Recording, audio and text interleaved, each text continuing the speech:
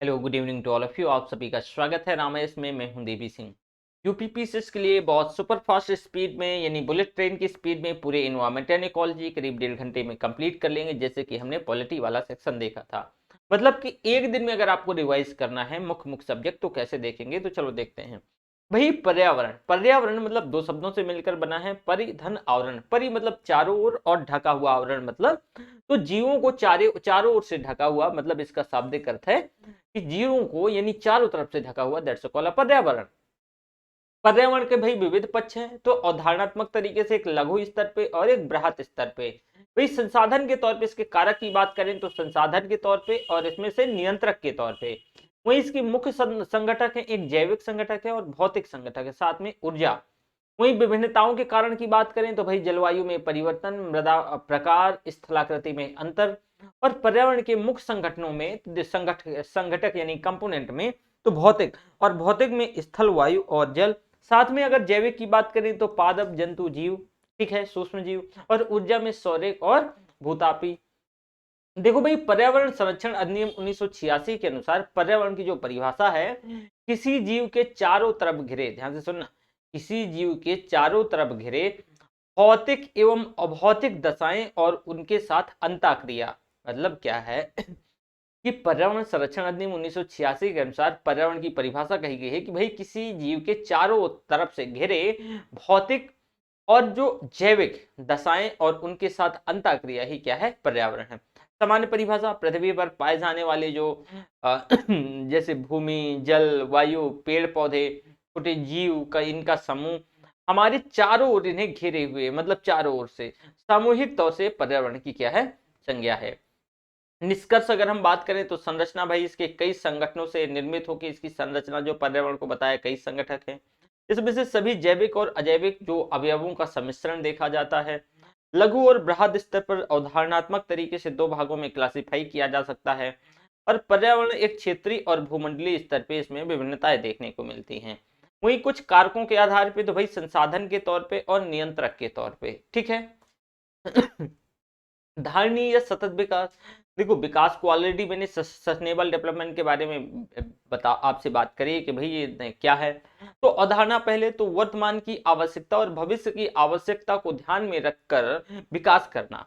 मतलब विकास को ये ऐसे विकास, धारणीय विकास का मतलब या सतत विकास का मतलब ये है कि हमें फ्यूचर की आवश्यकताओं को ध्यान में रखते हुए, फ्यूचर की पीढ़ी को ध्यान में रखते हुए, उचित संसाधनों का प्रयोग करते हुए, अगली पीढ़ी को ध्यान में रखते हुए अपने विकास को सुनिश्चित करना, यही सस्टेनेबल डेवलपमेंट है। इसका मुख्य उद्देश्य क्या है कि भाई पृथ्वी के जो प्राकृतिक संसाधनों का न्याय संगत तरीके से इनका उपयोग करना, संरक्षण और उचित प्रबंधन करना, ठीक है।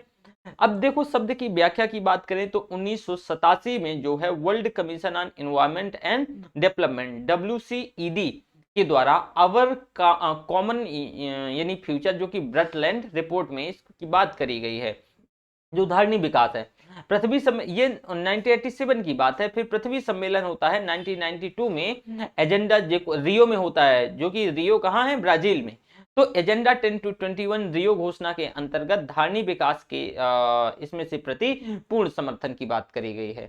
अब पर्यावरण सुरक्षा, तो भाई देखो पर्यावरण सुरक्षा की बात करें तो प्रदूषण जो पर्यावरणीय सुरक्षा के लिए एक संकट है।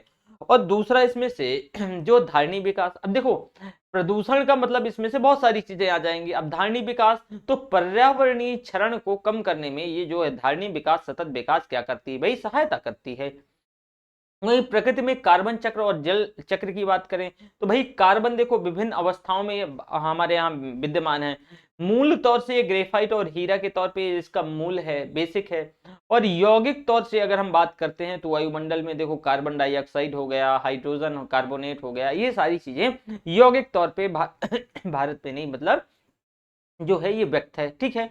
पुनर्चक्रण की बात करें तो विभिन्न भौतिक और जैविक क्रियाओं के माध्यम से पुनर्चक्रण भी इसका होता रहता है। विभिन्न प्रकार के खनिजों में भी ये जो है कार्बन विद्यमान रहता है। कार्बन चक्र की बात करें तो जरा यहाँ पे देखो कि भाई CO2 है ना, तो भाई अगर देखो, अगर हम बात करते हैं तो यहां से पहले से यहां से जैसे कि जीवाश्म और जीवन सॉरी, जीवाश्म और जो ईंधन है कोयला, पेट्रोलियम, तो ये देखो परिवहन और औद्योगिक उत्सर्जन करते हैं ये CO2 का। फिर जो जंतु हैं जो ये श्वसन करते हैं प्रकाश संश्लेषण, तो इससे जो CO2 का। इसके साथ साथ मृत जीव और अपशिष्ट उत्पादों में भी जो CO2 यानी कार्बन, ये कार्बन चक्र है। आप देख रहे हो इसमें से कि भाई यहाँ से जो जीवाश्म है, तो यहाँ से जीवाश्मों से फिर जैसे कि परिवहन औद्योगिक उत्सर्जन के बाद जो CO2 का उत्सर्जन होता है, वहीं इसके साथ साथ जो जंतु और ये श्वसन के माध्यम से इसका CO2 का उत्सर्जन करते हैं। अब इसके साथ CO2 का जो प्रकाश संश्लेषण के माध्यम से ऑक्सीजन का है ना, और इसमें से फिर अगेन जब ये कट छट और वही मृत जीव और अपशिष्ट में, तो ये सारा इसका कार्बन चक्र है। वहीं जल चक्र की बात करें अगर, तो देखो भाई जल चक्र में जो सबसे इंपॉर्टेंट बात है, जैसे समुद्र है और ये नदियां हैं तो जल का वाष्पीकरण होता है। ये आपने ज्योग्राफी में ब्रॉडर डिस्कशन देखा होगा। वाष्पीकरण होने के बाद ये बादल बनते हैं। फिर जब टेम्परेचर क्या होता है भाई, कम तापमान जैसे होता है, तो फिर यही बादल क्या है, संघनित होते हैं और नीचे आ जाते हैं। ठीक है, तो यही फिर ओले वर्षा के तौर पे। अब देखो इसमें से क्या है, सॉरी, कि जैसे पेड़ और ये सारी चीजें श्वसन के माध्यम से वाष्पोत्सर्जन होता है, ये सारी चीजें बादल बनता है। तो ये कई कारण हैं। तो एक आप ये जल चक्र देख सकते हो, और फिर ये नदियों में आता है। ऐसे समझो ना, बहुत सिंपल है जल चक्र का, कि भाई देखो समुद्रों से क्या हुआ, धूप निकला सूर्य की वजह से, तो वाष्पीकरण हुआ। और जब वाष्पीकरण हुआ, वहीं पेड़ों में हरे भरे हैं, तो इसमें भी वाष्पोत्सर्जन होता है, श्वसन के माध्यम से वाष्पोत्सर्जन होता है। तो इसमें से जैसे ही ये टेम्परेचर यहाँ पे हाई है और कम टेम्परेचर मिलेगा, तो बादल जो है संघनित बादल हो जाएंगे।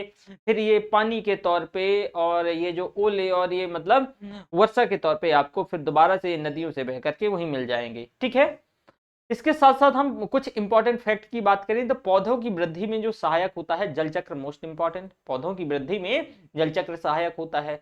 वर्षा की मात्रा का निर्धारण करती है वायुमंडल में नमी। हाइड्रोस्फीयर जलमंडल में जल की विभिन्न गतिविधियों को दर्शाता है जल चक्र। वायुमंडल में कार्बन तत्वों का संतुलन बनाए रखता है कार्बन चक्र। मोस्ट इंपॉर्टेंट है, ध्यान रखना भाई। मूल जो रोम की जो कोसा भित्ति मुख्यतया बनी होती है सेल्यूलोज की, मोस्ट इंपॉर्टेंट है। और मूल रोमों के मृदा से चिपके रहने के कारण जो है पैक्टिन, और मूल रोमों की कोशिका भित्ति कार्य करती है पारगम्य कला की तरह। ये इंपॉर्टेंट है कुछ परीक्षा के लिहाज से। वहीं अगर हम बात करते हैं तो देखो मृदा विलयन जो कि जल में, तो कम सांद्रता और कम, इसके साथ साथ कम परासरण दबाव के साथ, तो इसमें से अंतःशोषण होगा।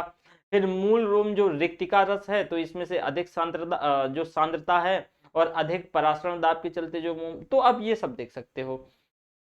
वहीं वायुमंडल की परिभाषा देखो कि भाई पृथ्वी के परितः, पृथ्वी के चारों ओर यानी विद्यमान गैसों का समूह ही वायुमंडल है। पृथ्वी को जो ये पूरा घेरे हुए है, यही तो वायुमंडल है। अब देखो थोड़ा सा भाई, वायुमंडल में प्रमुख गैसें और उनकी मात्रा, ये इंपॉर्टेंट है। पहले तो हम पदार्थ के तौर पे देख लेते हैं। तो तत्व देखो, पहले तत्व, यौगिक और मिश्रण में क्या डिफरेंस है। ये प्रॉपर्ली क्वेश्चन जो है ये साइंस में आपसे, साइंस में से पूछ सकता है। तत्व, जैसे तत्व क्या होते हैं, पदार्थ का साधारण तन रूप। कोई पदार्थ है उसका सबसे साधारणतम, सबसे सिंपलेस्ट फॉर्म, रासायनिक या भौतिक विधियों द्वारा उपविभाजन का अभाव इसमें से देखने को मिलता है, इसको तत्व कहते हैं। यौगिक, दो या दो से अधिक तत्व, ध्यान से सुनना, तत्व एकदम बेसिक इकाई है। यौगिक दो या दो से अधिक तत्व द्रव्यमान के एक स्थिर अनुपात में संयोजित होता है, उसको यौगिक कहते हैं। मिश्रण, दो या दो से अधिक तत्व या फिर यौगिक का किसी भी अनुपात में साधारण तौर से ही मिश्रण कहलाता है। तो आपने तत्व वेरी सिंपल है कि भाई इसमें से पदार्थ का जो साधारण रूप होता है, रासायनिक या भौतिक विधियों का ये उपविभाजन होता है। वहीं यौगिक में कि भाई दो से अधिक तत्व जो हैं, इनका द्रव्यमान में एक स्थिर अनुपात में संयोजित होता है। मिश्रण में दो या दो से अधिक यौगिक या फिर तत्व किसी भी अनुपात में साधारणतया, तो ये मिश्रण कहलाता है। वायुमंडल में प्रमुख गैसों और उनकी मात्रा को देख लो, सबसे इंपॉर्टेंट है। इसमें क्या पूछा जाता है कि नाइट्रोजन, तो नाइट्रोजन 78.08% है। फिर ऑक्सीजन पूछा जाता है, करीब इसमें से 21% आता है, तो ध्यान रखना 20.95% ऑक्सीजन है। ठीक है, इसके बाद बात आती है ऑर्गन की, थर्ड नंबर पे 0.93% है। फिर कार्बन डाइऑक्साइड 4 नंबर पर, ध्यान से सुनना, ये सीक्वेंस पूछ लेता है। तो नाइट्रोजन, ऑक्सीजन, फिर आर्गन, फिर जो है कार्बन डाइऑक्साइड 0.036%। फिर इसके बाद आता है नियॉन, नियॉन मतलब 0.002%। और फिर आता है हीलियम, फिर क्या आता है हीलियम। तो अगर हम बात करें तो एक इसका ऐसा आप ट्रिक बना सकते हो, ट्रिक में जैसे याद रखने का तरीका, एक मिनट हो, कि नाइट्रोजन, क्या भाई, nitrogen, oxygen, argon, carbon dioxide, है ना, कार्बन मान लो, ठीक है, CO2 चलो, और इसके बाद नियॉन और हीलियम। तो नो मतलब no acceptance of carbon and neon and helium, ऐसे कि हम कोई कार्बन का एक्सेप्टेंस नहीं करेंगे नियॉन और हीलियम के साथ। याद करने का तरीका है, ठीक है, no acceptance of carbon with the helium and neon. ये याद करने का तरीका है कि भाई आप पहले की नाइट्रोजन है, फिर O ऑक्सीजन है, फिर जो A है मतलब आर्गन है, और इनका वो भी पूछ सकता है, और सीक्वेंस से कभी कभी, तो ये ध्यान रखना। तो वायुमंडल में ऑक्सीजन कार्बन डाइऑक्साइड के संतुलन को बनाए रखने में सबसे जो सहायक होते हैं वो पेड़ पौधे होते हैं। वनों का एक अन्य नाम भी है हरे फेफड़े, ध्यान रखना, वनों को हरे फेफड़े के नाम से भी जाना जा सकता है, ठीक है। इसके साथ साथ अगर हम बात करते हैं तो इसमें से, एक मिनट, ओके, देखो भाई वायुमंडल की संरचना देख लो, मोस्ट इंपॉर्टेंट है, ठीक है। तो सबसे पहले ये आपको मैं बता दूं, ये क्षोभ मंडल है ना, कितना, ये मतलब 8 किलोमीटर तक, यहाँ से पृथ्वी से 8 किलोमीटर तक, ठीक है, ये क्षोभ मंडल है, ध्यान रखना। और ये ध्रुवों पर है, ये ध्रुवों पर 8 किलोमीटर। अब ये जो एवरेस्ट पे अगर हम बात करते हैं तो ये जाके 18 किलोमीटर लगभग विषुवत रेखा पर ऊंचाई के साथ ये तापमान भी घटता जाता है। इसके बाद जो है समताप मंडल आता है, ये क्षोभ मंडल है, ठीक है। फिर 50 किलोमीटर के बाद समताप मंडल आता है, 80 किलोमीटर के मतलब फिर मध्यमंडल होता है, और 640 किलोमीटर यानी बाह्य मंडल होता है। अब देखोगे क्षोभ मंडल के ऊपर जो है यानी समताप मंडल और क्षोभ मंडल को एक सीमा अलग करती है जिसको क्षोभ सीमा कहते हैं, और क्षोभ मंडल के ही ऊपर ओजोन मंडल है, ये समताप मंडल से नीचे है। अब देखोगे यहीं पे जो उल्का और ये सारी चीजें समताप मंडल पे ही पाई जाती हैं। इसके बाद जब बात आती है समताप मंडल के बाद ये मध्य मंडल है, और यहाँ पे भी उल्का और ये सारी चीजें, ठीक है। अब जो रेडियो तरंगों को परावर्तित कौन करती है, ये बाह्य मंडल, यानी जो आयन मंडल, बाह्य मंडल के ही अंतर्गत जो आयन मंडल है, तो ये रेडियो तरंगों को परावर्तित करता है। अब मोस्ट इंपॉर्टेंट है कि भाई जो देखो ध्रुवों पर ऐसा क्या है, ध्रुवों पे इसका जो मतलब जो मोटाई है वो क्यों कम है, जरा आप एक बताओ। ये पृथ्वी है, तो पृथ्वी तो गोला है, तो भाई ये वाला भाग थोड़ा सा क्या है भाई, ये ज्यादा उठा हुआ है, ये भाग ज्यादा उठा हुआ है। तो यहां से इसका जो है एवरेज करीब कहा जाता है 14 किलोमीटर है, लेकिन ध्रुवों पर यही 8 किलोमीटर हो जाती है, और यहाँ पे जो है ये विषुवत रेखा पे 18 किलोमीटर ऊंचाई पे हो जाती है। दूसरी बात इसमें से इंपॉर्टेंट है कि ऊंचाई के साथ विषुवत रेखा पर जो है तापमान जब ऊपर से नीचे आते हैं तो ऊंचाई के साथ तापमान घटता है। वहीं 50 किलोमीटर ऊंचाई के साथ तापमान, 50 किलोमीटर पे आप देखोगे यहाँ तो ऊंचाई के साथ तापमान फिर क्या है, बढ़ता है। इसके साथ साथ आप देखोगे 80 किलोमीटर ऊंचाई के साथ फिर दोबारा से तापमान घटता है, और फिर ऊंचाई के साथ फिर ऊपर तापमान बढ़ता है। तापमान अगर हम बात करें तो 1000 डिग्री सेंटीग्रेड से अधिक जो है 640 किलोमीटर की ऊंचाई के आसपास ये टेम्परेचर है। वही संचार उपग्रह जो कि है 36,000 किलोमीटर ऊंचाई पर ये बाह्य मंडल में होते हैं, मोस्ट इंपॉर्टेंट है, पूछा जा सकता है, ठीक है। तो ये बाह्य मंडल पे, क्योंकि पृथ्वी के साथ जिस स्पीड से पृथ्वी मूव कर रही है संचार उपग्रह भी उसी मतलब गति से मूव करते हैं। क्यों, क्योंकि इसी वजह से इन्हें 24/7 हमें क्या है, सर्विस प्रोवाइड करनी होती है। तो अगर हमारे यहाँ मान लो कि इंडिया के ऊपर इसको टांग दिया गया है, अब मान लो कि जैसे यहाँ पे इंडिया है, ऐसे समझो, तो अगर ये पृथ्वी के साथ मूव नहीं करेंगे तो फिर तो डिसबैलेंस हो जाएगा। तो इसको अगर इस क्षेत्र में कि भाई इस क्षेत्र में से सर्विस देना है तो इसको इतनी ऊंचाई पे रखा जाएगा ताकि ये जैसे पृथ्वी जितना मूवमेंट हो तो उतने ही मूवमेंट पे ये भी मूव करे। ओके, कुछ इंपॉर्टेंट भाई, तो ओजोन छिद्र का सर्वाधिक निर्माण कहां पाया गया, मतलब ओजोन छिद्र का सबसे बड़ा जो सर्वाधिक निर्माण है अंटार्कटिका के ऊपर। ठीक है, कहां?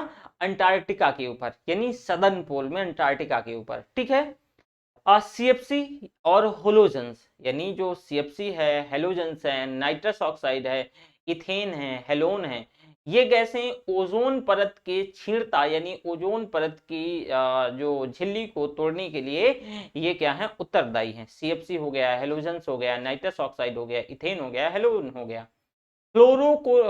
क्लोरोफ्लोरोकार्बन सीएफसी, हेलोन्स और कार्बन टेट्राक्लोराइड, ध्यान से सुनना, कार्बन टेट्राक्लोराइड तीनों ही पदार्थ ओजोन रिक्ति कारक हैं, ओजोन रिक्ति कारक हैं। ठीक है, अब ये देखो ओजोन परत की क्षीणता के लिए रिस्पॉन्सिबल है ये, लेकिन जो टेट्राक्लोराइड हैं ये रिक्ति कारक हैं। ओजोन का अवक्षय करने वाले पदार्थों के प्रयोग पर नियंत्रण करने और उन्हें चरणबद्ध रूप से प्रयोग बाह करने और फेजिंग आउट के मुद्दे से संबंध है। तो मॉन्ट्रियल प्रोटोकॉल क्या है भाई? मॉन्ट्रियल प्रोटोकॉल मोस्ट इंपॉर्टेंट है कि भाई ओजोन का जो अवक्षय है इसके करने वाले पदार्थों के प्रयोग पर नियंत्रण करने और उन्हें चरणबद्ध तौर से जो प्रयोग बाह करने या फेजिंग आउट करने के मुद्दे में मॉन्ट्रियल प्रोटोकॉल संबंधित है। ओजोन परत का संरक्षण के लिए अंतरराष्ट्रीय ओजोन दिवस मनाया जाता है 16 सितंबर को। सबसे पहले वर्ष 1985 में टोटल ओजोन मैपिंग स्पेक्ट्रोमीटर की मदद से अंटार्कटिका के ऊपर ओजोन छिद्र का पता लगाया था। ब्रिटिश अंटार्कटिका सर्वे दल ने, और इसमें क्लोरीन, फ्लोरीन, कार्बन से बना मानव निर्मित क्लोरोफ्लोरोकार्बन पदार्थ है। रेफ्रिजरेटर और वातानुकूलित यंत्रों में जो शीत कारक के तौर पे प्रयोग किया जाता है यही क्लोरोफ्लोरोकार्बन है। ओके, अब हम समताप मंडल की बात करते हैं। देखो जी भाई, समताप मंडल तो ओजोन का परत के तौर पे सर्वाधिक संकेंद्रण की अगर बात करें तो 15 से 30 किलोमीटर के बीच, मतलब कि ये जो है, जो स्टार्टिंग में मैंने आपको क्या बताया, देखो कि भाई ये क्षोभ मंडल, फिर समताप मंडल, मध्य मंडल और आयन मंडल या फिर बाह मंडल। तो ये जो है क्षोभ मंडल और समताप मंडल के बीच का जो डिस्टेंस है ये वहीं पाया जाता है। ठीक है, ओजोन की परत। ओके, अब ओजोन परत द्वारा जो हानिकारक यूवी किरणों का अवशोषण कर लिया जाता है। जो यूवी किरणें हैं ये बहुत सारी चीजों के लिए, जैसे यूवी किरणें किसी के शरीर में डायरेक्ट पड़ जाएं तो कैंसर जैसी चीजों को, मतलब ये ऐसी बीमारियों को पैदा कर सकती हैं। तो ओजोन परत क्या करता है, इन यूवी किरणों को अवशोषित करता है, नीचे आने से रोकता है। ओजोन परत जो है तो समताप मंडल में मानव जीवन के लिए आवश्यक है, समताप मंडल में है ना, मानव जीवन के लिए ओजोन यानी O3 से है। जलवाष्प बहुत कम यहाँ पे, अब इसमें से मौसमी घटनाएं ना के बराबर हैं, यहाँ पे जलवाष्प बहुत कम है समताप मंडल पे। साथ में मौसमी घटनाएं यहाँ पे ना के बराबर है, सारी मौसमी घटनाएं क्षोभ मंडल में हो जाती हैं। यहाँ पे व्यावसायिक जेट विमान की जो उड़ान है, जो व्यावसायिक जेट विमान है उसकी उड़ान, यानी जो आप ऐसा कह सकते हो कि यहाँ पर कौन से विमान, जैसे कि मतलब जैसे कि हवाई जहाज वगैरह यहाँ पे देखने को मिलते हैं। ओके, कुछ इंपॉर्टेंट फैक्ट भाई, समताप मंडल में ओजोन के स्तर को प्राकृतिक तौर से विनियमित किया जाता है। समताप में ओजोन के स्तर को प्राकृतिक तौर से विनियमित किया जाता है। कैसे? नाइट्रोजन डाइऑक्साइड के द्वारा, नाइट्रोजन डाइऑक्साइड के द्वारा इसको विनियमित करने का प्रयास किया जाता है प्राकृतिक तौर से। ओजोन परत की मोटाई सबसे ज्यादा रहती है बसंत ऋतु में, ध्यान से सुनना, मोस्ट इंपॉर्टेंट है। ओजोन परत को जो मापा जाता है डॉप्सन इकाई में, 0 डिग्री सेंटीग्रेड और 0 डिग्री सेंटीग्रेड तथा 1 एटीएम दाब पर शुद्ध ओजोन परत की 0.01 mm की मोटाई बराबर होती है, और इसमें से जो है डॉप्सन यूनिट के, 1 डॉप्सन यूनिट के बराबर। ठीक है, ऑक्सीजन के 3 परमाणुओं से मिलकर के ये है ओजोन O3 बनने वाली गैस है। वहीं ऊपरी वायुमंडल में ओजोन परत के तौर पे ओजोन गैस सूर्य के पराबैंगनी किरणें या फिर अल्ट्रावायलेट किरणों से पृथ्वी पर जीवन को बचाती है, जबकि जमीन की सतह के ऊपर अर्थात निचले वायुमंडल में यह एक खतरनाक प्रदूषक भी है। वहीं ओजोन छिद्र के लिए प्रधानता उत्तरदायी है, सबसे जो मतलब उत्तरदायी इसमें से क्लोरोफ्लोरो कार्बन CFC है। वायुमंडल का स्ट्रेटिफिकेशन स्तरीकरण देखो जरा भाई, तो इसमें से जो क्षोभ मंडल है, ध्यान से सुनना, जो क्षोभ मंडल है तो इसकी ऊंचाई जैसे कि मैंने बताया कि भाई जो है मतलब इक्वेटर पे ये है करीब कितना 18 किलोमीटर, वहीं जो पोल पे ये जाके 14 किलोमीटर हो जाती है, या सॉरी पोल पे 8 किलोमीटर हो जाती है। ओवरऑल एवरेज आप 14 के आसपास रख सकते हो। और इसके बाद समताप मंडल है, ठीक है, वही 50 किलोमीटर या फिर उससे ऊपर। फिर आता है इसमें से मध्य मंडल और फिर आता है ताप मंडल, थर्मोस्फीयर, ठीक है। तो ट्रोपोस्फीयर, स्ट्रेटोस्फीयर, मीजोस्फीयर और फिर थर्मोस्फीयर। अब जैसे कि हम ट्रोपोस्फीयर और स्ट्रेटोस्फीयर को ट्रोपोपॉज जो है, ट्रोपोपॉज ये मतलब ये रेखा इसे अलग करती है। मीजोस्फीयर और स्ट्रेटोस्फीयर को स्ट्रेटोपॉज, और इसमें से जो है मीजोस्फीयर और थर्मोस्फीयर को मेसोपॉज।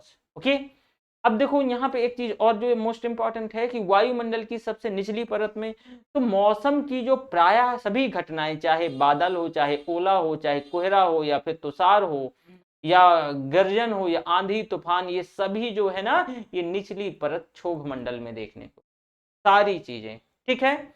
वहीं बढ़ती हुई ऊंचाई के साथ प्रति 1 किलोमीटर पर 6.5 डिग्री सेंटीग्रेड की दर से तापमान में कमी आती है। जैसे जैसे हम ऊपर को जाते हैं, जैसे जैसे ऊपर को जाते हैं तो टेम्परेचर 1 किलोमीटर में 6.5 डिग्री सेंटीग्रेड के आसपास कमी देखने को मिलती है। तो पहले में ऊपर जाने पे क्या होगा भाई, टेम्परेचर गिरेगा, फिर टेम्परेचर बढ़ेगा, फिर गिरेगा, फिर ऊपर जाए, मतलब जैसे कि मैंने यहाँ पे बताया था। देखो जरा मोस्ट इंपॉर्टेंट है, 18 किलोमीटर जो है लगभग जो विषुवत रेखा पर, तो ऊंचाई के साथ टेम्परेचर क्या है, बढ़ता है। जैसे जैसे ऊपर जाते हो टेम्परेचर क्या है, ऑटोमेटिकली गिरने लगता है। ओके, कुछ इंपॉर्टेंट फैक्ट, पृथ्वी के चारों ओर गैसों के समूह को वायुमंडल कहा जाता है। यदि पृथ्वी पर पाई जाने वाली वनस्पतियां, पेड़ पौधे समाप्त हो जाएं तो जिस गैस की कमी होगी वह होगी ऑक्सीजन। मतलब ऑक्सीजन डिपेंड्स ओनली द वनस्पतियां, यानी जो है वेजिटेबल्स, और ये जो वनस्पतियां हैं। वहीं शुष्क हवा में नाइट्रोजन की जो मात्रा होती है, शुष्क हवा में 78.08% होती है। हवा में जिस गैस की मात्रा सबसे अधिक होती है वह है नाइट्रोजन, और धरातल से 20 किलोमीटर की ऊंचाई तक पाई जाती है वो है कार्बन डाइऑक्साइड। ये मात्र धरातल से 20 किलोमीटर की ऊंचाई तक पाई जाती है। अब बात करते हैं हम आयन मंडल की, तो विद्युत आवेशित कण यहाँ पे होते हैं।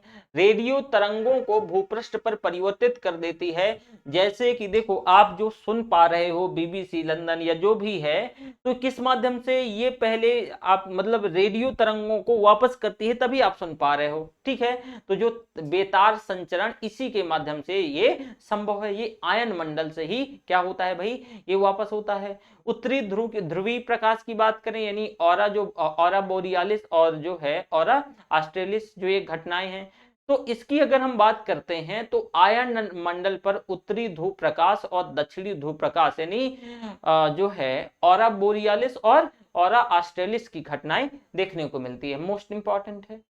कुछ इंपॉर्टेंट फैक्ट भाई, क्षोभ मंडल में, क्षोभ मंडल में, ठीक है, सबसे निचले वाले में, क्षोभ मंडल में बढ़ती हुई जो है ऊंचाई के साथ प्रति 1 किलोमीटर की तापमान में कमी होती है 6.5 डिग्री सेंटीग्रेड की।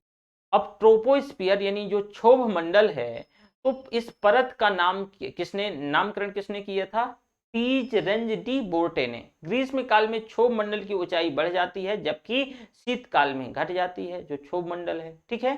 तो ग्रीष्म काल में जो है इसकी जो ऊंचाई है ये बढ़ जाती है। ओके, क्यों, क्योंकि मैं देखो ये इतना लंबा डिस्कशन की जरूरत नहीं है, लेकिन टेम्परेचर से ही आप इसको आकलन कर सकते हो। समताप मंडल के निचले सतह पर कभी कभी सिरस बादल दिखाई पड़ते हैं, और इन बादलों को कहा जाता है मदर ऑफ पर्ल क्लाउड।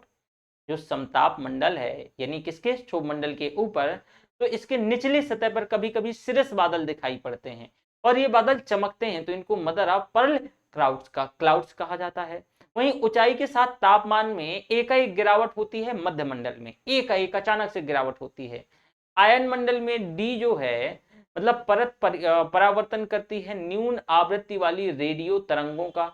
जो आयन मंडल में जो डी परत है तो जो न्यून आवृत्ति वाली रेडियो तरंगों को ये वापस करती है। किनली हेविडाइस परत कहा जाता है ई परत को। ठीक है, आयन मंडल के ई परत में जो है उपस्थिति होती है किसकी, ध्रुवीय प्रकाश और लाइट्स का। ठीक है, इसके साथ साथ हीलियम, आर्गन, रेडान, नियान, नोबेल गैसें हैं। इनमें से वह गैसें जो वायु में नहीं पाई जाती हैं, जैसे रेडॉन।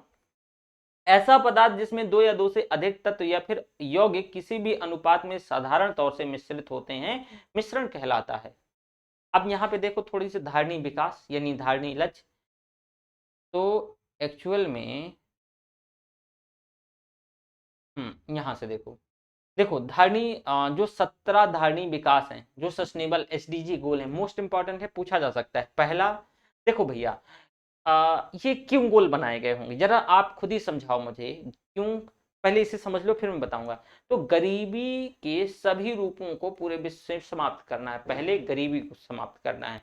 गरीबी को कैसे समाप्त करोगे, जब भूख की समाप्ति होगी, खाद्य सुरक्षा बेहतर होगा, पोषण बेहतर होगा और कृषि को बढ़ावा मिलेगा, तभी गरीबी समाप्त होगी। अब जब ये सारी चीजें होंगी तो आप सभी आयु के लोगों के लिए सेहत, जब हमारी भूख मिट जाएगी तो हम सेहत पे ध्यान देंगे। तो तीसरे नंबर पर जो है स्वास्थ्य से संबंधित, जब हम इसकी बात कर लेंगे तो फिर समावेशी और न्याय संगत गुणवत्ता युक्त शिक्षा। हम शिक्षा पहले तो हमें भैया गरीबी हटानी है, कैसे हटी जाएगी कि जब हमें भूख की समाप्ति हो जाएगी, हम जब हंगर जो है मतलब समाप्त हो जाएगा, हमें खाद्य की सुरक्षा मिल जाएगी। और फिर इसके बाद हम स्वास्थ्य के बारे में सोचेंगे, फिर हम न्यायपरक शिक्षा, गुणवत्ता युक्त शिक्षा और सभी को आजीवन सीखने का अवसर चौथे नंबर। जब हम ये शिक्षा हमें मिल जाएगी तो आप देखो लैंगिक समानता प्राप्त करने के लिए महिलाओं और लड़कियों को सशक्त बनाना, क्योंकि अब हम शिक्षित हो गए हैं तो हम इसमें से जेंडर इक्वलिटी पे बात करेंगे। जब ये सारी चीजें मिल जाएंगी तो सभी के लिए स्वच्छ जल और सफाई, मतलब छठवें नंबर पर जो सैनिटेशन की, क्लीन वाटर एंड सैनिटेशन। सातवें नंबर पर सस्ती और विश्वसनीय टिकाऊ आधुनिक ऊर्जा। जब हमें भाई ये क्लीन वाटर और सैनिटेशन हो जाएगा तो फिर हमें क्लीन एनर्जी चाहिए, रिन्यूएबल एनर्जी चाहिए। फिर साथ में सभी के लिए समावेशी और सतत विकास, रोजगार और समुचित कार्य को बढ़ावा। नौवें नंबर पर लचीले बुनियादी ढांचे, समावेशी औद्योगिकरण को बढ़ावा और नवाचार को प्रोत्साहन देना।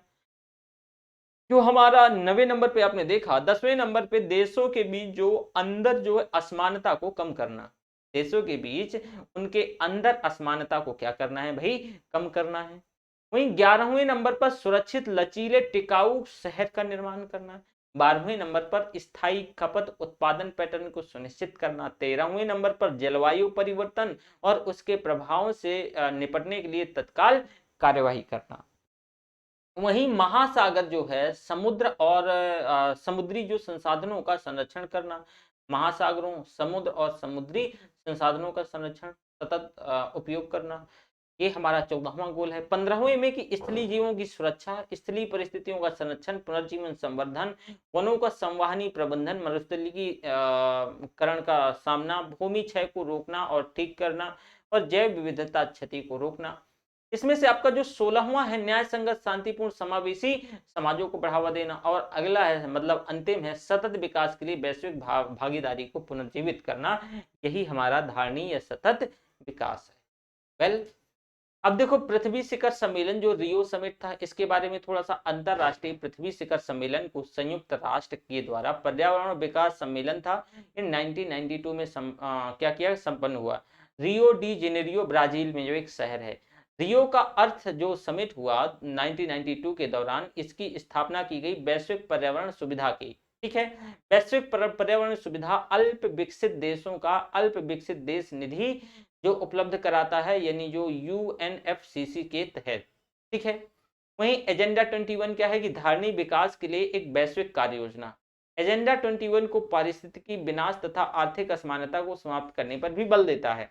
फिर इसके बाद 1972 में स्टॉकहोम सम्मेलन, ये इसकी 20वीं वर्षगांठ के उपलब्ध में और पृथ्वी शिखर सम्मेलन 1992 में आयोजित होता है। मुख्य उपलब्धि इसकी एजेंडा 21 समझौता है। समझौते की समीक्षा 5 वर्ष पर करने के लिए पृथ्वी सम्मेलन यानी +5 जो है 1997 आयोजित किया गया। ठीक है, तो ये ध्यान रखना। रियो सम्मेलन 1992 में रियो +5 या फिर पृथ्वी सम्मेलन 1990, ध्यान रखना रियो +5 या फिर पृथ्वी सम्मेलन रियो 1997 न्यूयॉर्क में। रियो +20, ठीक है, तो ये रियो डी जेनेरियो ब्राजील 2012 में। कहाँ 12 मतलब 20 साल इसमें ऐड कर दोगे तो 2012 कहाँ, Brazil, again Rio de Janeiro. फिर रियो +10 तो जोहान्सबर्ग अफ्रीका में, जो कि सितंबर 2002 में, तो ध्यान रखना। इसके बाद एजेंडा 21 की बात करें तो जैव विविधता का संरक्षण, सर्वेक्षण और संकटाग्रस्त जीवों को संरक्षण, विकासशील देशों में गरीबी निवारण और जनसंख्या नियंत्रण, सबको खाद्य, स्वच्छ जल, सामाजिक सुरक्षा, पूंजी स्थानांतरण उदार बनाना, ये सारी चीजें हैं एजेंडा पर। पर्यावरण संरक्षण से संबंधित अधिनियम एनजीटी का पूरा नाम जैसे नेशनल ग्रीन ट्रिब्यूनल्स, राष्ट्रीय हरित न्यायाधिकरण, स्थापना 18 अक्टूबर 2010 को भारत सरकार के द्वारा। संबंधित मामले पर्यावरण बचाव, संरक्षण, वन और अन्य प्राकृतिक संसाधन आदि इसमें मामले आते हैं। पर्यावरण संरक्षण अधिनियम 1986 के अंतर्गत ये संपूर्ण भारत में लागू है। अन्य नाम इसका छाता विधान भी है, ध्यान रखना, मोस्ट इंपॉर्टेंट। अधिनियम को पारित करने का भारत का उद्देश्य जो है संयुक्त राष्ट्र संघ के प्रथम मानव पर्यावरण सम्मेलन जून 1972 स्टॉकहोम के निर्णयों में क्रियान्वित किया गया। विभिन्न संगठन और संस्थान, तो पूर्ण नाम इसका संयुक्त राष्ट्र पर्यावरण कार्यक्रम, स्थापना 1972 और मुख्यालय नैरोबी, केन्या। ठीक है, कुछ और संगठनों की बात कर लिया हमने यूएनईपी के अंदर। अब भाई नीरी देखो, इसमें से क्या हमने पहले यूएनईपी के अंतर्गत, तो आपने देखा कि भाई इसका नैरोबी में केन्या में 1972 में राष्ट्रीय पर्यावरण कार्यक्रम, ठीक है, यूएनईपी। इसके बाद बात होती है नीरी मतलब पूर्ण नाम इसका राष्ट्रीय पर्यावरण अभियांत्रिकी शोध संस्थान, अवस्थिति भई नागपुर महाराष्ट्र में, स्थापना 1958 में, आरंभिक नाम केंद्रीय लोक स्वास्थ्य इंजीनियरिंग शोध संस्थान। ठीक है, स्थापना का जो उद्देश्य है वाटर सप्लाई, सीवरेज प्लान, औद्योगिक प्रदूषण से संबंधित चीजों को, बीमारियों को रोकथाम करना और शोध और विकास के लिए इसमें से काम करना। इसमें से अगर हम इसकी क्षेत्रीय प्रयोगशालाओं की बात करें तो दिल्ली में, कोलकाता में, हैदराबाद में, मुंबई में, चेन्नई में क्षेत्रीय क्या है भाई, क्षेत्रीय जो हैं ये कार्यालय हैं। इसका headquarter again and again Maharashtra Nagpur में। ठीक है, अब विज्ञान और प्रौद्योगिकी मंत्रालय भारत सरकार के अधीन जो है ये नीरी काम करती है, मोस्ट इंपॉर्टेंट है। पर्यावरण प्राधिकरण एनईए, यानी पूर्ण नाम इसका क्या है, एनईए राष्ट्रीय पर्यावरण अपीली प्राधिकरण, राष्ट्रीय यानी नेशनल इन्वायरमेंट जो है ये ट्रिब्यूनल अथॉरिटी। तो एनईएए गठन इसका वन और पर्यावरण मंत्रालय के द्वारा, स्थापना राष्ट्रीय अपीली प्राधिकरण अधिनियम 1972 के तहत, उद्देश्य क्या है, पर्यावरण संरक्षण अधिनियम 1986 के तहत क्षेत्रों के प्रतिबंध हेतु किसी भी उद्योग संचालन या प्रक्रिया, उद्योगों संचालन या फिर प्रक्रियाओं की श्रेणी के संबंध में अपील की सुनवाई। डब्ल्यूएमओ यानी विश्व मौसम विज्ञान संगठन, वर्ल्ड जो है विश्व मौसम विज्ञान संगठन, पूर्ण नाम विशेषज्ञ एजेंसी संयुक्त राष्ट्र की है। ठीक है, विशेषज्ञ एजेंसी, कार्य पृथ्वी के वायुमंडल की दशा और व्यवहार का अध्ययन करना। 17 मार्च 1951 को इसका जो गठन अंतरराष्ट्रीय मौसम विज्ञान संगठन, विश्व मौसम विज्ञान संगठन के नाम से अस्तित्व में आया। मुख्यालय इसका कहाँ है, जिनेवा, स्विट्जरलैंड में। ईपीए इन्वायरमेंटल प्रोटेक्शन एजेंसी, पूरा नाम इसका ईपीए का, स्थापना 2 दिसंबर 1970 को। संघीय एजेंसी इसकी संयुक्त राष्ट्र राज्य अमेरिका की। संबंध इसका मानव स्वास्थ्य और पर्यावरण संबंधित नियमों की, तो इसमें निर्माण और प्रवर्तन, राइट। महत्वपूर्ण कुछ फैक्ट तत्व, विश्व मौसम विज्ञान अभी समय लागू हुआ 23 मार्च 1950 को। गैर सरकारी पर्यावरण संगठन ग्रीन पीस यानी इंटरनेशनल का जो मुख्यालय स्थित है कहाँ, एम्स्टर्डम, नीदरलैंड में। जेनेटिक इंजीनियरिंग अनुमोदन समिति का गठन किया गया पर्यावरण संरक्षण अधिनियम 1986 के अधीन। जलवायु का सही सूचकांक है प्राकृतिक वनस्पति। जल में दलदली भूमि में या तालाब के किनारे पाए जाने वाले पौधे कहलाते हैं जलप्रिय पौधे। ऐसे भारतीय उत्पाद को जो पर्यावरण के प्रति मैत्रीपूर्ण होते हैं उनको दिया जाने वाला प्रमाण पत्र है इको मार्क 1991 से प्रारंभ। Green development environment and sustainability in a development world पुस्तक के जो WM एम्स्टन यानी green development environment and sustainability in development world, तो इसमें से WM एडम्स है। सिविलाइजेशन एंड क्लाइमेट नामक पुस्तक के लेखक हैं एल्सवर्थ हटिंगटन। प्राकृतिक कृषि के अन्वेषक हैं मसानोबु कुकुओवा। ध्यान रखना, इसे एक बार और आप अपने हिसाब से पढ़ें। कुछ इंपॉर्टेंट और फैक्ट की बात करते हैं इसमें से, तो पर्यावरण संरक्षण के लिए ग्रीन आर्मी प्रोग्राम को जो है ऑस्ट्रेलिया ने प्रारंभ किया था। 1972 में आयोजित स्टॉकहोम अंतरराष्ट्रीय शिखर सम्मेलन था जो कि पर्यावरण पर पहला वैश्विक शिखर सम्मेलन था। 5 जून को पर्यावरण दिवस मनाने का निर्णय लिया गया। स्टॉकहोम अंतरराष्ट्रीय शिखर सम्मेलन 1972 में जो है विश्व पर्यावरण दिवस प्रतिवर्ष 5 जून को मनाया जाता है। 1973 में प्रथम विश्व पर्यावरण दिवस मनाया गया। 21 अप्रैल 2001 को पंजाब के मार्क फेड और इजराइल के सयाग के मध्य एक समझौता हुआ था। पारिस्थितिकी थोड़ा सा देखो भाई, परिभाषा क्या है, ये जीव विज्ञान की शाखा है। जीव समुदाय और उनके वातावरण के मध्य पारस्परिक संबंधों का अध्ययन ही पारिस्थितिकी है। अर्नेस्ट हैकल जो है, अर्नेस्ट हैकल पारिस्थितिकी शब्द का प्रयोग किया इन्होंने, और ओइकोलॉजी नाम से ये आया। ओइकोस मतलब घर और लोगोस मतलब अध्ययन, तो ओइकोलॉजी इकोलॉजी है, तो जो है अर्नेस्ट हैकल ने इसका प्रयोग किया। फिर यूजीन ओडम के अनुसार परिस्थितिकी यानी प्रकृति की संरचना और प्रक्रिया का अध्ययन ही परिस्थितिकी है। ये यूजीन ओडम के अनुसार पारिस्थितिकी तंत्र के घटक की तो भाई एक अजैविक घटक है, एक जैविक घटक है। अजैविक घटक में देखो भाई, इससे भौतिक यानी जलवायु घटक होते हैं, अकार्बनिक घटक होते हैं, कार्बनिक घटक होते हैं। अब भाई अजैविक घटक में प्रकाश, तापमान, आर्द्रता, वायुमंडलीय दाब, स्थलाकृति वायु एक्सेट्रा। अकार्बनिक घटकों में अगर हम बात करते हैं तो भाई जल, मृदा, वायुमंडलीय गैसें, खनिज, चट्टान, तत्व, ये सभी हैं। कार्बनिक घटक में भाई कार्बोहाइड्रेट, प्रोटीन, वसा, ह्यूमस और यूरिया, ये कार्बनिक घटक हैं और ये अकार्बनिक घटक हैं। जैविक घटक में उत्पादक, उपभोक्ता और अपघटक।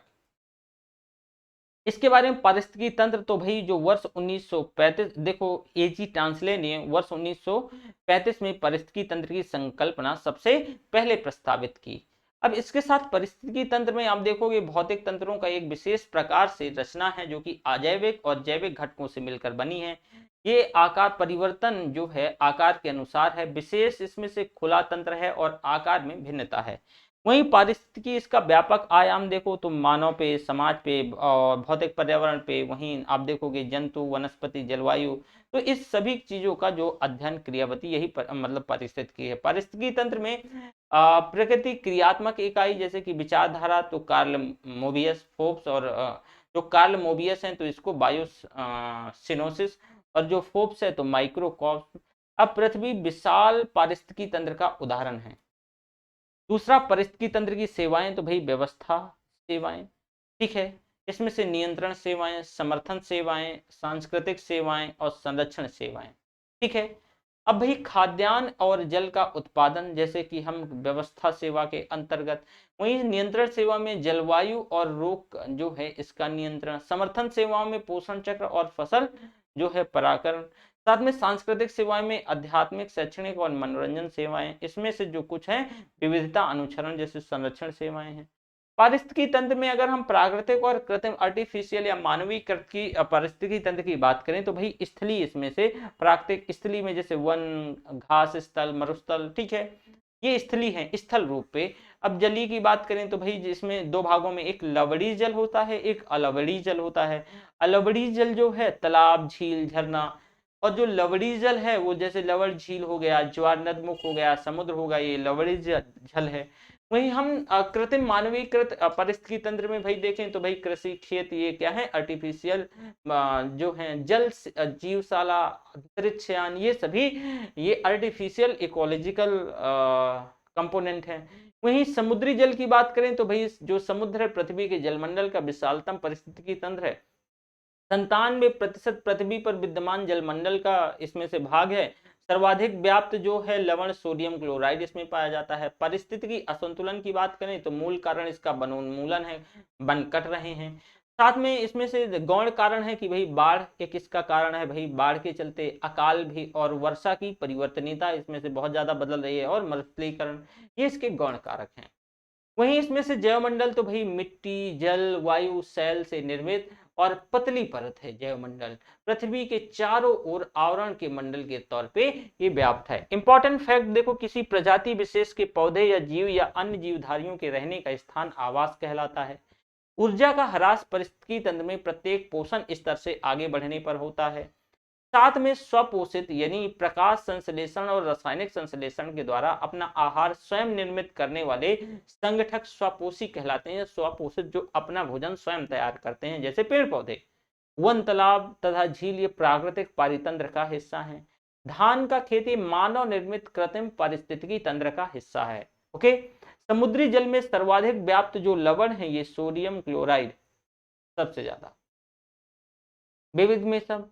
तो टिकाऊ विकास हेतु आवश्यक सूचनाएं तो भाई पर्यावरण से संबंधित सूचनाएं, तो जैविक अधिवास से संबंधित, वहीं प्राकृतिक संसाधन से संबंधित, पर्यावरण के आधारभूत कारकों से संबंध में, वर्तमान पर्यावरण की स्थिति, मनुष्य या उसके क्रियाकलापों से संबंधित सूचनाएं, जनसंख्या वृद्धि की दर, जनसंख्या का आकार, विभिन्न संसाधन, खाद्य उपलब्धता, गैर अनिवार्य संरचनात्मक सुविधाएं, औसत जीवन स्तर के प्रति आय और तकनीकी स्तर।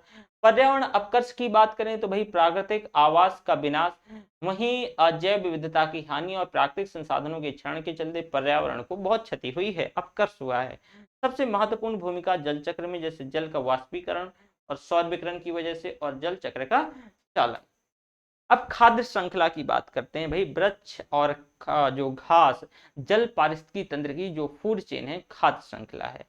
आप जानते हैं कि भाई इससे, जैसे कि आप देखो ये पेड़ पौधों से ये हैं, ये क्या कर रहे हैं, इससे प्राप्त कर रहे हैं, और मतलब ये इसे खा रहे हैं।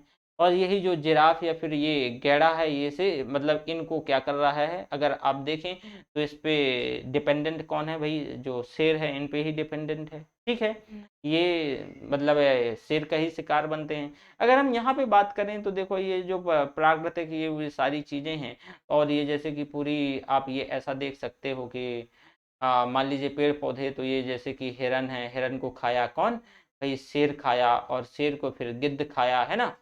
इसी तरह आप यहाँ पे जैसे टिड्डा है, टिड्डा को ये कोई चिड़िया, फिर चिड़िया को ये जो नेवला, और नेवला को जो है मतलब किसने, इस गिद्ध ने, है ना। देखो खाद्य श्रृंखला की बात करें तो परिभाषा सबसे इंपॉर्टेंट है, ऐसे पदार्थ जिनके सेवन करने से जीवधारियों को ऊर्जा प्राप्त हो। ठीक है, खाद्य फूड का मतलब कि ऐसे पदार्थ जिनके सेवन करने से जीवधारियों को एनर्जी मिलती हो। अब वनस्पति स्वापोषी हैं, ये प्रकाश संश्लेषण के माध्यम से स्वयं अपना खाना बनाती हैं। जंतु की बात करें तो खाद्य के लिए अन्य जीवों पर ये निर्भर रहते हैं। कोई भी जंतु को उठा लीजिए, खाने के लिए दूसरे पर निर्भर है, तो स्वापोषी नहीं है, परपोषी है, दूसरे पर निर्भर है। अब सर्प ये तृतीयक उपभोक्ता है, मेढक द्वितीयक उपभोक्ता है, टिड्डा प्राथमिक उपभोक्ता है।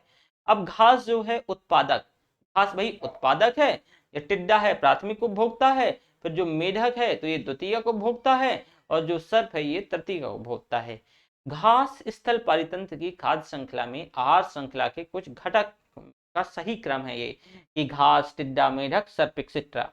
अब देखो जैसे कि हम यहाँ पे बात करें आहार श्रृंखला, तो जैसे बकरी, घास जो है स्वापोषी है भाई, बकरी जो है शाकाहारी उपभोक्ता है, और मनुष्य सर्वाहारी उपभोक्ता है। क्या है भाई, सर्वाहारी उपभोक्ता है। ठीक है, साथ में अगर हम बात करते हैं यहाँ पर, तो जैसे कि यहाँ पे मैंने बताया, तो वर्गीकरण जैविक संगठक, तो उत्पादक इसमें से क्या क्या, पेड़ पौधे, शैवाल, ये सभी उत्पादक हैं। उपभोक्ता जैसे जानवर, मनुष्य, ये क्या है, उपभोक्ता है, कंज्यूमर है, और ये प्रोड्यूसर है। अब घटक जैसे कवक, जीवाणु, ये अब घटक हैं। अब जैसे स्वपोषी, तो भाई देखो यहाँ पे कि मांसाहारी उपभोक्ता, शाकाहारी उपभोक्ता, और जो ये साधारण समुद्री आहार श्रृंखला का क्रम देखो तो ये ऐसे है। ठीक है, स्वपोषी।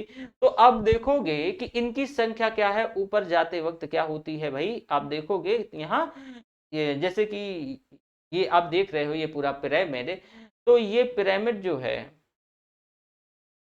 देखो इसको, ये आप अगर पिरामिड देख पा रहे हो तो ये ऊपर जाते वक्त क्या हो रही है, जिस देखो साधा इसमें से शाकाहारी उपभोक्ता ये हैं, ठीक है, और ये मांसाहारी उपभोक्ता है, ठीक है।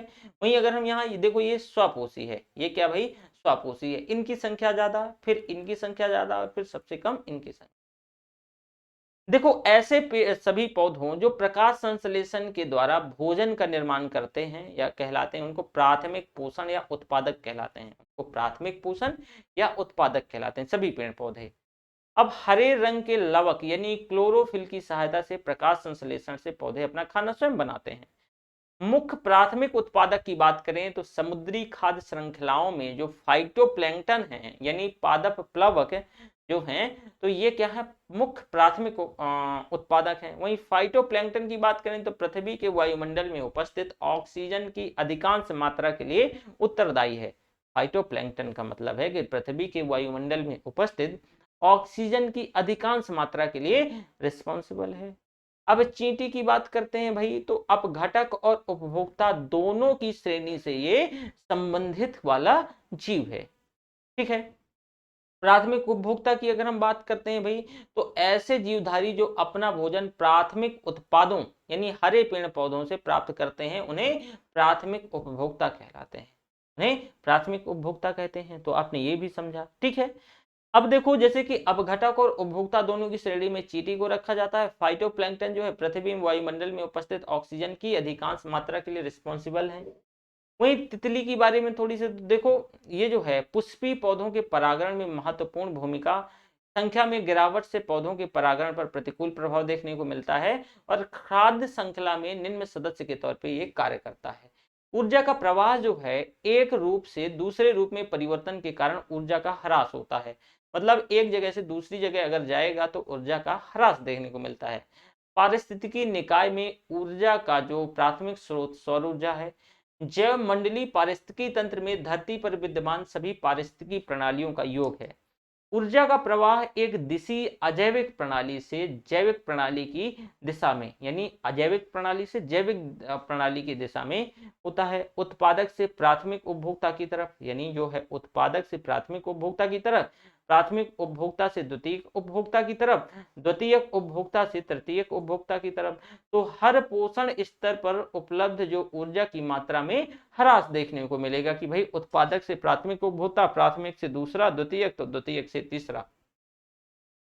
अब स्वपोषी जीवों द्वारा ग्रहण की गई ऊर्जा पुनः सौर ऊर्जा में परिवर्तित नहीं होती है और शाकाहारियों को स्थानांतरित की गई ऊर्जा को स्वपोषी जीव प्राप्त नहीं कर सकते हैं। मतलब कि जो स्वपोषी जीव हैं, ठीक है, उनके द्वारा ग्रहण की गई ऊर्जा पुनः सौर ऊर्जा में परिवर्तित नहीं होगी और शाकाहारियों को स्थानांतरित की गई ऊर्जा को स्वपोषी जीव प्राप्त नहीं कर सकते हैं।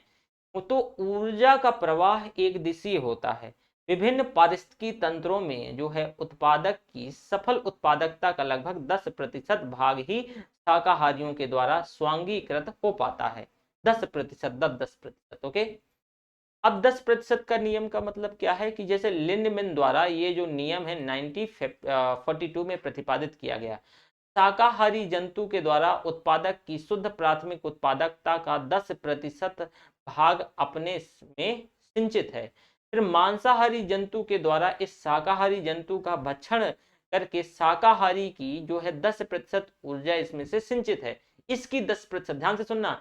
देखो शाकाहारी कहाँ से, जैसे कि शाकाहारी जो जंतु है तो इसने जैसे पेड़ पौधे पत्तियों से उसका 10% अपने पे सिंचित किया, फिर इसका 10% इसमें। अब निष्कर्ष क्या है, खाद्य कड़ी। अब देखो खुद ही सारा सब कुछ पूरा जो इकोसिस्टम किस पे बेस्ड है, एनर्जी पे बेस्ड है। तो भाई जब ऊपर से एनर्जी नीचे कम होगी तो संख्या भी तो कम होगी। तो निष्कर्ष जो है इसमें से कि खाद्य कड़ी के प्रत्येक स्तर पे प्रथम, द्वितीय, तृतीय, सर्वश्रेष्ठ श्रेणी पर उपभोक्ता के द्वारा केवल 10% संचित ऊर्जा को अपने शरीर में रूपांतरण हो पाता है, ठीक है। पोषण स्तर की बात करें तो पारिस्थितिकी तंत्र की आहार श्रृंखला में सामान्यतः 3 से 4 पोषण है। प्रथम में जैसे प्रथम आधार पोषण स्तर, तो इसमें स्वपोषित जीव और प्राथमिक उत्पादक है, स्वपोषित जीव और प्राथमिक। द्वितीयक में प्राथमिक उपभोक्ता है भैया, तृतीय में द्वितीयक उपभोक्ता है, चतुर्थ में उच्चतम पोषण स्तर और सर्वाहारी अंतिम उपभोक्ता है, इसमें से सर्वाहारी, ठीक है। साथ में इसमें से अपघटक उपयुक्त चारों पोषण स्तरों में से आहार ग्रहण करते हैं, जो अपघटक हैं। जीव भार पिरामिड की तो परिभाषा पारिस्थितिकी तंत्र के विभिन्न स्तरों के प्रति इकाई इकाई क्षेत्र में उपस्थित जीव भार का यानी रेखा चित्रीय निरूपण। जीव भार का पिरामिड की बात करें तो स्थलीय पारिस्थितिकी तंत्र, जो कि ये सीधा अपराइट है, ध्यान से सुनना, स्थलीय जो है पारिस्थितिकी तंत्र ये अपराइट है, ठीक है, सीधा है। जलीय पारिस्थितिकी तंत्र जैसे कि तालाब, ये क्या है, उल्टा है, ये क्या है भाई, उल्टा है, ठीक है। तो ये पिरामिड आप देखो, स्थलीय तंत्र में तो पहले यहाँ पे जनसंख्या ज्यादा, फिर यहाँ पे जनसंख्या, फिर सबसे ऊपर सबसे कम।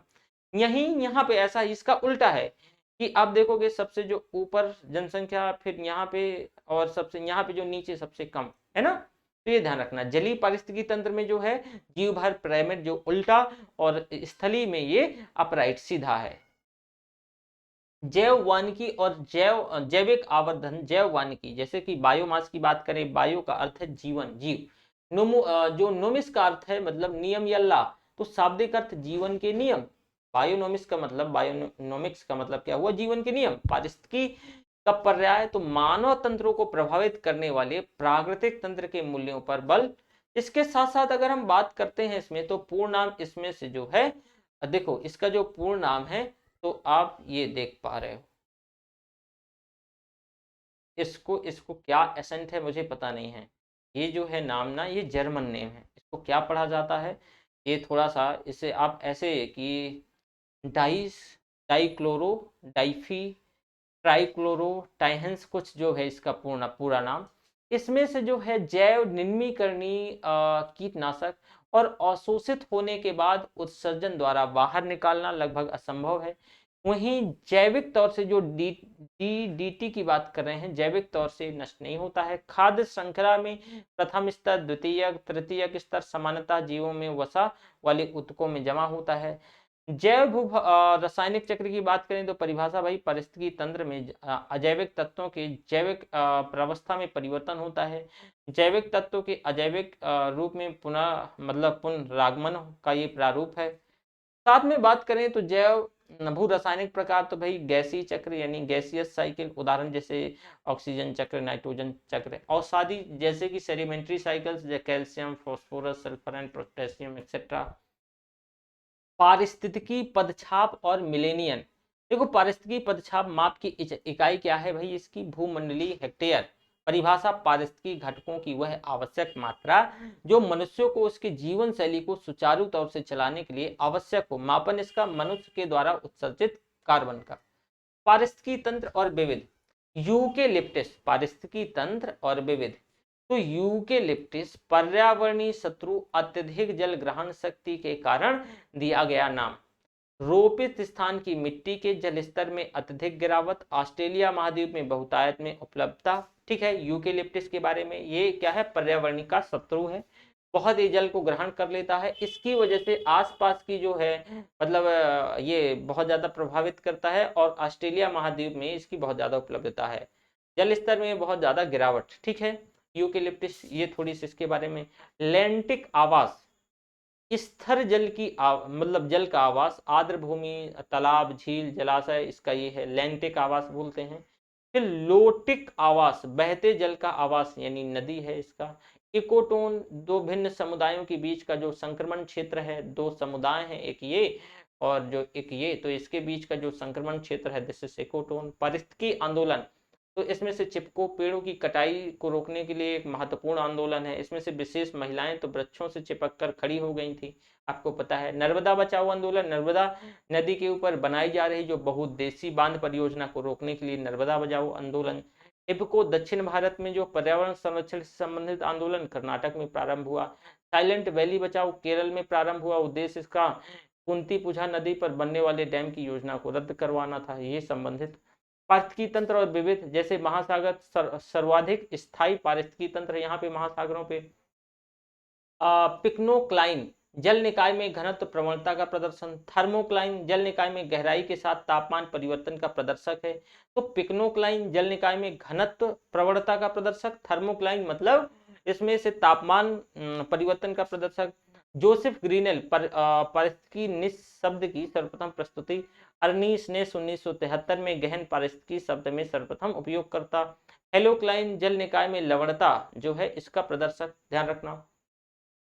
पारिस्थितिकी तंत्र, तो वर्ष इसमें से अधिनियम जो है 1972 भारतीय वन्य जीव संरक्षण अधिनियम, 1980 वन संरक्षण अधिनियम, 1986 पर्यावरण संरक्षण अधिनियम, 2006 अनुसूचित जनजाति और अन्य पारंपरिक वनवासी वन अधिकारों मतलब ये अधिनियम। तो ये ध्यान रखना, 1972 भारतीय वन्य जीव संरक्षण, 80 वन संरक्षण अधिनियम, पर्यावरण संरक्षण अधिनियम 1986 और 2006 अनुसूचित जनजाति पारंपरिक। सॉरी, जैव विविधता भाई परिभाषा, किसी पर्यावरण में विभिन्न प्रजातियों की श्रेणियां ही जैव विविधता है। किसी पारिस्थितिकी तंत्र में विद्यमान सजीवों यानी पौधों और जंतुओं की विविधता। जैव विविधता की श्रेणियां विभाजन देखो वर्ष 1972 में हिटेकर के द्वारा, अल्फा सूचकांक, बीटा सूचकांक और गामा सूचकांक। स्थानीय स्तर पर किसी समुदाय या आवासीय क्षेत्र के मध्य प्रजाति विविधता को अल्फा सूचकांक में, बीटा सूचकांक स्थानीय स्तर विशेष क्षेत्र में उपस्थित प्रजातियों की मध्य संरचना की विविधता। ठीक है, इसमें सब जो गावा है ये किसी भी भूदृश्य की संपूर्ण विविधता, गामा सूचकांक। जैव विविधता शब्द का प्रयोग जो है रेमंड एफ दासमैन ने प्रारंभ में जो अंग्रेजी शब्द जो बायोलॉजिकल डाइवर्सिटी के तौर पे 1968 में अपनी पुस्तक a different kind of country में प्रथम था, ये WG रोसेन बाद में इसको बायोलॉजिकल डाइवर्सिटी में परिवर्तित करके बायोडाइवर्सिटी के रूप में इसमें सर्वप्रथम प्रयोग करता है। वहीं जैव विविधता दिवस 19 दिसंबर विश्व के कई देशों द्वारा घोषित, 22 मई संयुक्त राष्ट्र संघ के द्वारा घोषित जैव विविधता दिवस। विशेष तथ्य जो 29 दिसंबर 1993 जैव विविधता भी समय प्रभावी है। पूरा नाम इसका नेशनल जो यानी एनसीएमबी का पूरा नाम क्या है, national centre for marine biodiversity. Bharat का मतलब ये प्रथम स्थिति जामनगर गुजरात में। विशेषता क्या है, सार्वजनिक और निजी क्षेत्र में यानी पीपीपी की भागीदारी में गठित होने वाला भारत का प्रथम अनुसंधान संस्थान है। उद्देश्य क्या है, समुद्र तटीय क्षेत्र में जो स्थित बायोडाइवर्सिटी की सुरक्षा करना है। जैव विविधता प्रवणता, पृथ्वी पर आसमान जो है वितरण भूमध्य रेखा की तरफ वृद्धि और सर्वाधिक जैव विविधता उष्णकटिबंधीय वर्षावनों में। ठीक है, तो पृथ्वी का जो है आसमान वितरण भूमध्य रेखा की तरफ वृद्धि देखने को मिलती है और इसमें से जो सबसे इंपॉर्टेंट है सर्वाधिक जो है उष्णकटिबंधीय वर्षावनों में, मोस्ट इंपॉर्टेंट। उच्चतर अक्षांशों की तुलना में निम्नतम अक्षांशों में जैव विविधता होती है सामान्यतः अधिक। पर्वतीय क्षेत्रों में उच्चतर जो है यानी उन्नतांशों चोटियों की तुलना में निम्नतर उन्नतांशों जो घाटियों में जैव विविधता होती है सामान्यतः अधिक। भारत के द्वारा भूमि क्षरण तटस्थता प्राप्त करने का लक्ष्य रखा गया 2030 तक। भारत का समुद्री राष्ट्रीय उद्यान स्थित है कच्छ की खाड़ी में। राष्ट्रीय उद्यान समुद्री, साइलेंट वैली शांत जो घाटी केरल को नेशनल पार्क घोषित किया गया था 1984 में। फूलों की घाटी अवस्थित है चमोली उत्तराखंड में। ठीक है, साइलेंट वैली को शांत घाटी जो है केरल का नेशनल पार्क घोषित किया गया था 1984 में। जैव विविधता हॉटस्पॉट यानी जो है परिभाषा, ऐसे स्थान जहां पर जातियों की पर्याप्तता और स्थानीय जातियों की अधिकता पाई जाती है लेकिन साथ ही इन जीवों जातियों में अस्तित्व पर निरंतर संकट बना हो। शब्द का जो सर्वप्रथम प्रयोग है नॉर्मन मायर्स के द्वारा 1988 में। प्राप्ति स्थल उष्णकटिबंधीय प्रदेश, उच्च अक्षांशीय प्रदेश, जैव विविधता हॉटस्पॉट के बाद। वहीं देखो जैव विविधता का खतरा, तो आवास और ह्रास विखंडन से, वैश्विक तापन और प्रदूषण से, जातियों का विलोपन से, विदेशी जातियों का पुनर्वास से, नैसर्गिक विलोपन से, वहीं समूह विलोपन से और इसमें से जैसे कि मानवोद्भवी विलोपन से। ठीक है, जैव विविधता ह्रास के प्रमुख कारण है जैसे कि अगर हम बंजर भूमि का वनीकरण जो है, ठीक है, तो जैव विविधता ह्रास के प्रमुख कारण में से भाई जैव विविधता के दिवस में सहायक है मतलब विकास में जैव विविधता। तो कैसे ये है, बंजर भूमि का अगर वनीकरण कर दिया जाए। वहीं अनियत तापी प्राणी तितली के उष्ण और गर्म जलवायु क्षेत्र रहने के लिए सर्वश्रेष्ठ स्थान माने जाते हैं। ठीक है, उष्ण कटिबंधीय क्षेत्रों में तितलियों की सर्वाधिक प्रजातियां पाई जाती हैं। उष्ण कटिबंधीय क्षेत्रों में आनुवांशिक विभिन्नता से जैवमंडल आरक्षित परिरक्षण क्षेत्र संबंधित होते हैं। महत्वपूर्ण कारक की बात करें तो प्राकृतिक आवासों का ह्रास जो है, प्राकृतिक संसाधनों का अतिदोहन, विदेशी प्रजातियों का आक्रमण, अवैध शिकार, औद्योगिक विकास, अवैज्ञानिक तरीके से खनन, वन क्षेत्र वनों की सघनता कम होना, तस्करी। जैव विविधता का संरक्षण, जैव मंडल रिजर्व जो कि महत्वपूर्ण रणनीति, जैव विविधता के संरक्षण के लिए स्थापना का उद्देश्य प्राकृतिक और अर्ध प्राकृतिक भूमि पर मुख्यतः स्वस्थानीय मतलब वहीं पे जैव विविधता का संरक्षण करना। साथ में जैव विविधता संरक्षण तकनीकी, तो स्वस्थानीय इंस्टीट्यू मतलब वनस्पति या जंतुओं का संरक्षण उनके मूल प्राकृतिक आवास में स्वस्थानीय। एक सीटू यानी बाह्यस्थानीय वनस्पति और जंतुओं की विलुप्त प्राय प्रजातियों का संरक्षण उनके प्राकृतिक स्थान क्षेत्र से बाहर, बाह्य मतलब ये बाह्यस्थानीय या एक सीटू। बाह्य स्थानीय संरक्षण दो विधियों से, एक प्रथम मेथड है, द्वितीय मेथड है। जूलॉजिकल पार्कों में विलुप्त प्राय प्रजातियों का पालन जो है, पालन पोषण, ये क्या है भाई, इसमें से जूलॉजिकल जो पार्क है विलुप्त प्राय, ये इसका पहला मेथड। द्वितीय मेथड है जीवित शुक्राणुओं अंडों और भ्रूणों के नमूनों को अत्यंत कम तापमान पर द्रवित नाइट्रोजन में संरक्षण, ये भी एक सीटू का ही। अब देखो जैव विविधता संरक्षण स्वस्थानीय और बाह्यस्थानीय। स्वस्थानीय में संरक्षित क्षेत्र जैसे नेटवर्क, पवित्र झील, उपवन, ठीक है। वहीं जीव मंडल जैसे कि निचय, समुद्री स्थलीय, समुद्री, राष्ट्रीय उद्यान, वन्य जीव अभ्यारण्य एक्सेट्रा। बास्थाने में पवित्र पौधे, घरेलू बगीचे, प्राणी बगीचा, वनस्पति बगीचा, वृक्ष उद्यान, जल तंत्र, चिड़ियाघर, बीज बैंक, जीन बैंक, निम्न तापी संरक्षण एक्सेट्रा। जैव मंडल आरक्षित क्षेत्र का मुख्य उद्देश्य शिक्षा और जन जागरूकता प्रशिक्षण की सुविधाएं प्रदान करना, पौधों और जीव जंतुओं और सूक्ष्म जीवों की विविधता और संपूर्णता को बनाए रखना, पारिस्थितिकी और विज्ञान में शोधों को प्रोत्साहन देना, सामाजिक, सांस्कृतिक और पारिस्थितिकी तंत्र की दृष्टि से निर्वहन योग्य आर्थिक विकास और प्रोत्साहन करना। भारत में प्रवाल भित्ति वाले चार प्रमुख क्षेत्र हैं, एक कच्छ की खाड़ी, मन्नार की खाड़ी, अंडमान और निकोबार आइलैंड और लक्षद्वीप। भारत में चार प्रवाल भित्ति वाले चार क्षेत्र हैं। प्रवाल भित्ति क्षेत्र की प्रकार तो एक फ्रीजिंग और एटॉल, मन्नार की खाड़ी जो है, कच्छ की खाड़ी, अंडमान और निकोबार द्वीप समूह से, और जो एटॉल यहाँ लक्षद्वीप। मोस्ट इंपॉर्टेंट है, ध्यान रखना। ओके, तो आपने देखा चार भित्ति वाले प्रमुख क्षेत्र, एक कच्छ की खाड़ी, मन्नार की खाड़ी, अंडमान निकोबार और लक्षद्वीप। प्रवाल भित्ति क्षेत्र में मैंने बताया फ्रीजिंग और एटॉल, ठीक है। तो लक्षद्वीप और मन्नार की खाड़ी और कच्छ की खाड़ी मोस्ट इंपॉर्टेंट है। जैव विविधता के उपयोग तो औषधि निर्माण, सांस्कृतिक लाभ, भोजन और उन्नत किस्मों के स्रोत, प्राकृतिक संतुलन, पारंपरिक पारितंत्र सेवाएं और सौंदर्य परक मतलब लाभ। वहीं पारित इसमें से जैसे सांस्कृतिक लाभ में धार्मिक और विश्वास या राष्ट्रीय गौरव जैव विविधता के उपयोग हैं।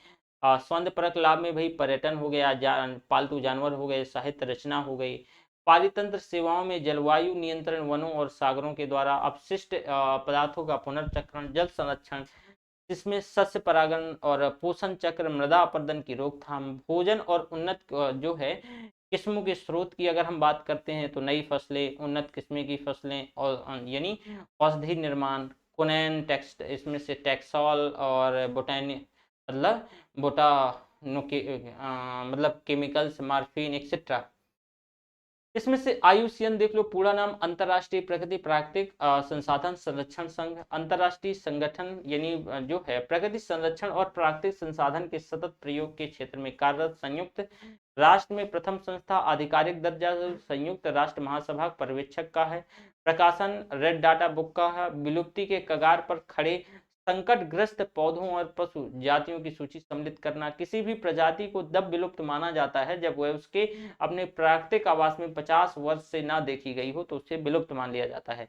जैव विविधता संकटग्रस्त के महत्व के विषय में जागरूकता उत्पन्न करना है। सूची के लाभ, संकटपन्न प्रजातियों की पहचान और उनका अभिलेखन करना है। जैव विविधता ह्रास की लिखित सूची का निर्माण, स्थानीय स्तर पर संरक्षण कार्यों का निर्देशन है। इसमें से जैव विविधता और संकटपन्न जातियां जैसे डिक्लोफिनिक सोडियम, तो ये दर्द निवारक दवा है, बुखार का इलाज इससे होता है पशुओं के लिए। अब इसके उपयोग के दौरान पशु की अगर मान लो मृत्यु हो जाती है, तो गिद्ध द्वारा अगर मांस का भक्षण किया जाता है तो 30 दिन के अंदर गिद्ध की भी मृत्यु हो जाती है। दुष्प्रभाव क्या है कि जो ये नेचुरल क्लीनर है, यानी भारत, नेपाल और पाकिस्तान में 8.58 करोड़ गिद्धों की मृत्यु हो गई है इसके चलते। वहीं जैसे कि टम्ब लाकोक, तो मॉरिशस में पाया जाने वाला ये वृक्ष है। अन्य नाम इसका डोडो वृक्ष है। डोडो वृक्ष विलुप्ति के कगार पर, कारण है डोडो पक्षी का विलुप्त होना। परिणाम डोडो वृक्ष प्रजनन में असफल, जो कि बीज डोडो पक्षी का मुख्य इसका भोजन है। अब जैसे कि इंडियन फ्लाइंग फॉक्स चमगादड़ों की एक प्रजाति है, फ्लाइंग फॉक्स। प्रसार क्षेत्र इसका बांग्लादेश, चीन, भारत, मालदीव, नेपाल, पाकिस्तान, श्रीलंका। अन्य नाम इसका ग्रेटर इंडियन फ्रूट बैट है। और डिंगोंग, डिंगोंग मतलब विशाल समुद्री स्तनधारी जो है ये डिंगोंग, अस्तित्व विलोपन के कगार पर है, शाकाहारी स्तनधारी है, इसे मतलब ये है। अन्य नाम इसका समुद्री गाय या घास खाने के कारण मतलब समुद्री गाय है। प्राप्त क्षेत्र इसका जो है पूर्वी अफ्रीका, दक्षिण और दक्षिणी पूर्व एशिया, ऑस्ट्रेलिया। भारत में स्थिति, भारत में सबसे बड़ी संख्या जो है मन्नार की खाड़ी, पाक की खाड़ी में है। भारत और श्रीलंका के मध्य। अन्य भारतीय क्षेत्र तो कच्छ की खाड़ी, सौराष्ट्र तट, अंडमान निकोबार एक्सेट्रा। विविध संरक्षण वन्य जीव संरक्षण अधिनियम 1972 की अनुसूची पहली में अधीन है। भारतीय वन्य जो है गधा प्राकृतिक आवास कच्छ कारण है, आवास क्षेत्र के सीमित हो जाने की वजह से अस्तित्व खतरे में इसका। सिंह पुंछी वानर जो निवास क्षेत्र इसका दक्षिण भारत में स्थित पश्चिमी घाट है, निवास राज्य है तमिलनाडु, केरल, कर्नाटक एक्सेट्रा। इधर उड़न गिलहरी भारत, रूस, चीन, जापान, यूरोप, अफ्रीका, उत्तर अमेरिका आदि के भागों में पाई जाती है। भारत कुल 7 प्रजातियां इसकी, हिमालय क्षेत्र में 6 प्रजातियां हैं उड़न गिलहरी की। इसमें से प्रोसोपिस या इसमें से जूली फ्लोरा, भाई मूल स्थान इसका मेक्सिको, दक्षिण अमेरिका और कैरिबियन क्षेत्र है। भारत में आगमन 19वीं शताब्दी में होता है। हिंदी नाम बिलायती बबूल है, बिलायती बबूल। धारणा इसका, इसे पर्यावरण के लिए ये बड़ा हानिकारक है, ठीक है, जो प्रोसोपिस जूली फ्लोरा है। तमिल नाम इसका सीमई करुवेलम है। वर्ग ये छोटा पौधा और झाड़ी। इसमें से प्रोसोपिस जूली फ्लोरा की बात करें तो दुष्प्रभाव क्या है, जड़ें काफी गहराई तक और जल का अवशोषण, भूजल का व्यापक पैमाने पर इसका अवशोषण, आसपास के क्षेत्र में वायु की नमी को ये खत्म करना, इसके निकट दूसरा पौधा ठीक से पनप नहीं पाता है, जैव विविधता के लिए जो है खतरनाक है। वहीं वायुमंडल में विभिन्न जो जहरीले पदार्थों का उत्सर्जन है। तो ये जो है प्रोसोपिस जूली फ्लोरा, ओके, यानी बिलायती बबूल।